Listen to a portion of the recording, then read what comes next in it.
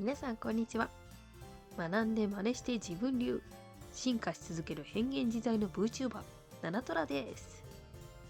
このトライカラーズというシリーズでは、ものづくりを中心にチャレンジ動画を投稿していきます。さて、第1弾ということで、皆さん大好きな絵本をみんなと一緒に楽しみたいけど著作権が気になるんよね。そんな経験ありませんか？私も最初は大好きな絵本を朗読劇にして YouTube でみんなに届けたいなーっていうふうに思ってたんですけど、実は既存の絵本は著作権があるので、最初から最後までを朗読劇にして勝手に使うっていうのは NG です。じゃあどうしようかなっていうことで、だったらオリジナルの絵本作って朗読劇にすればいいじゃんということで、自分だけの絵本を作ることに挑戦してみました。今回はその方法をシェアします。絵本作りは1、ストーリーを考える。2、イラストを用意する。3、身近なツールで仕上げるという3つのステップで誰でも始められます。ということで、早速作ってみましょう。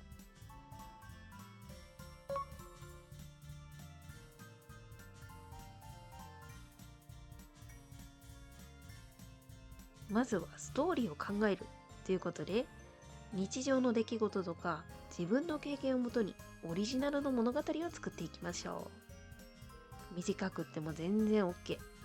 大切なのは伝えたいメッセージ。内容を考えるのは得意やけど話を書くのが苦手っていう方は生成 AI を使ってみるっていうのもいいかなと思います。私の場合はですね、陰謀論にはまった猫というテーマで、心配しすぎは良くないよというメッセージを込めたお話を作りたいなと思いました。私の場合は生成 AI を使ってストーリーの叩き台を作りました。オレンジ色の丸の部分がナナトラが出した指示ですね。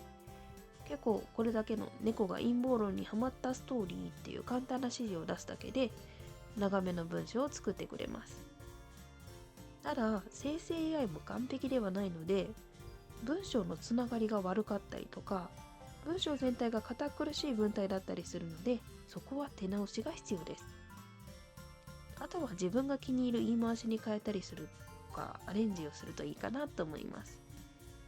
私はここのドライキャットフード、この部分ですね。この表現がちょっといまいちかなって思ったので、このドライキャットフードを魚のカリカリという表現に変えました。さて、ここまで文章を作り終わったら、ページの割り振りを指示すると、あっという間にページ構成まで考えてくれます。こんな感じですね。絵本のページの割り振りを考えてという指示を出すと、このような形で絵本のページ割り振りを考えてくれました。この絵本のタイトルはタマと不思議なラジオというタイトルにしたんですけれども、絵本のページ割り振りは全16ページということで、一旦これを叩き台にしてページを割り振っていきます。で、ページの割り振りの部分にですね、こんなイラストがあったらいいよというようなデザイン案も出してくれたので、これをもとにイラストも作っていきます。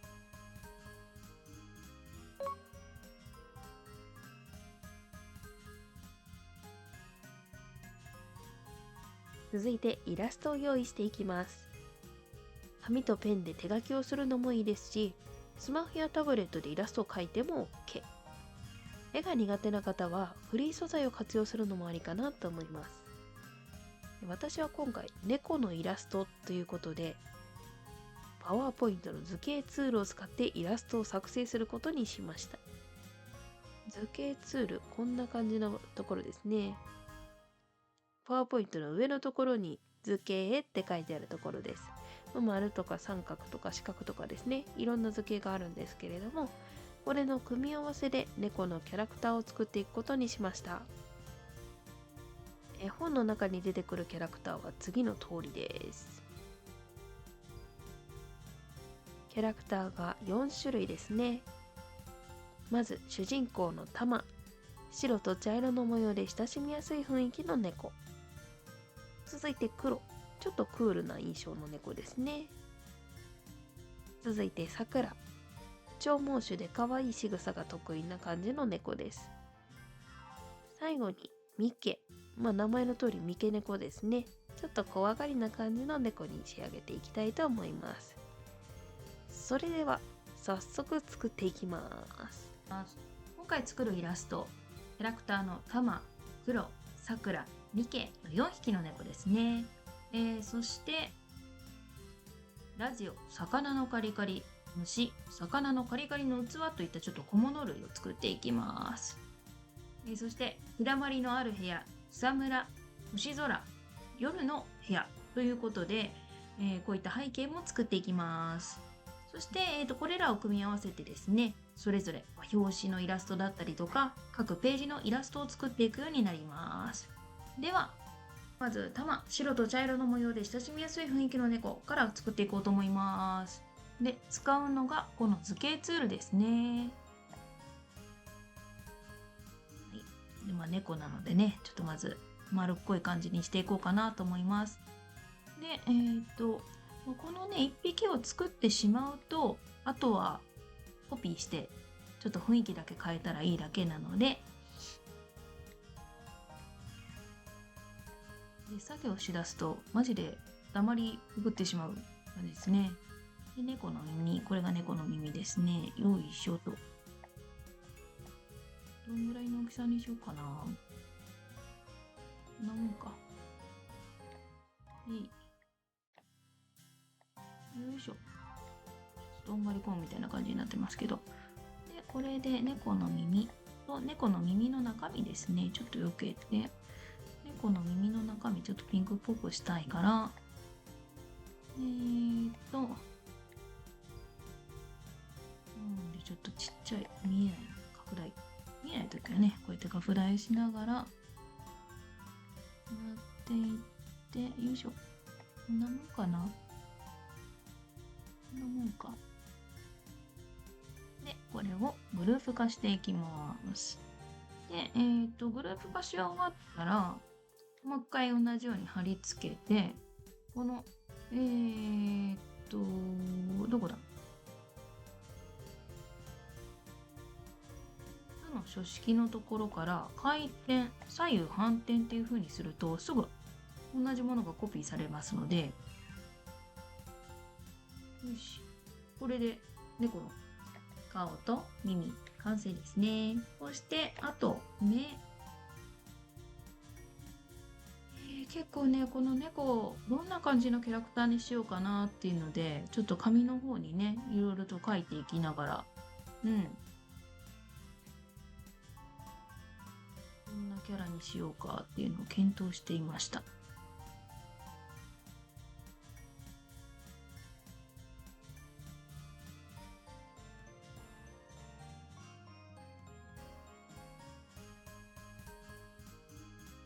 ということで、これで猫の玉の完成です。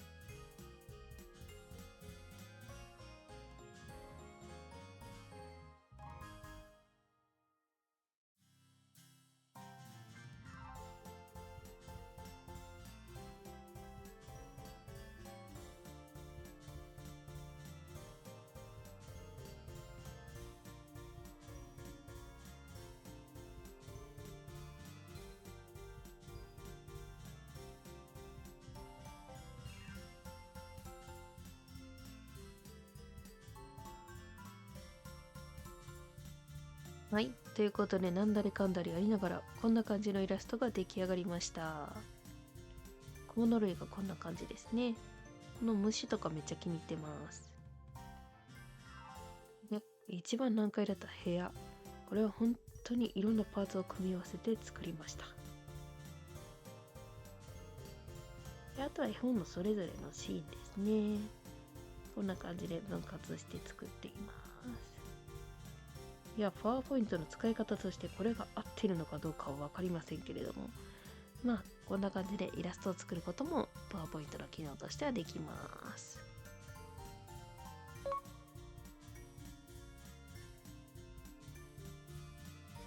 さて、イラストの用意が終わったら、あとは身近なツールで仕上げるだけ。例えばパワーポイントや Google スライドを使えば簡単にページデザインができます。スライド1枚を絵本の1ページに見立てて絵や文字を配置するだけ。最後に PDF で保存すれば印刷して本の形にすることもできます。私はページカールという画面切り替え機能を使用したかったので、パワーポイントを使って作成しました。パワーポイントの上の部分にある画面切り替えっていうところを押すと、こんな感じでいろいろ画面切り替えモードが出てくるんですけど、その中のページカールっていう部分ですね。さて、ステップ1で作った絵本のストーリー、そして2で作ったイラストをですね、パワーポイントにどんどん貼り付けていきます。貼り付けながらですね、ページのレイアウトをどんどん変えていきます。ということで実際のパワーポイントを見ていきましょう。はい。ということで、ステップ1のストーリーとステップ2のイラストを貼り付けたものがこちら。なんか結構こんな感じにするとちゃんとした絵本みたいになりましたね。で、先ほど言うておりました画面切り替えの部分のページカールがこんな感じですね。プレビューをしてみましょう。本当の絵本みたいにこうパラッとめくれる感じですね。これがとっても使いたかったです。さあ実際にこうスライドショーで見てみると、より絵本みたいな感じになります。タマと不思議なラジオ。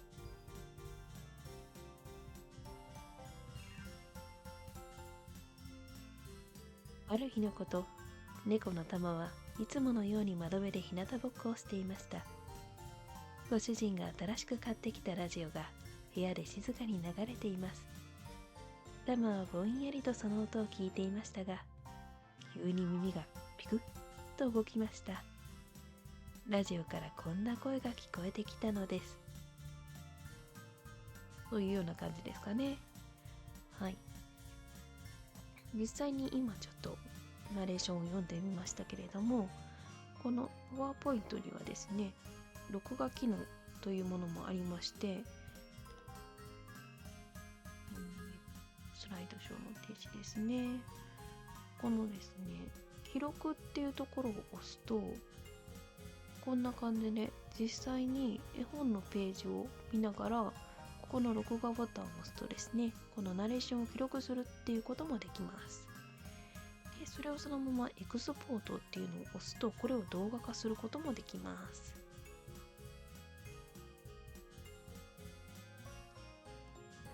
ということで、オリジナル絵本タマと不思議なラジオが完成しました。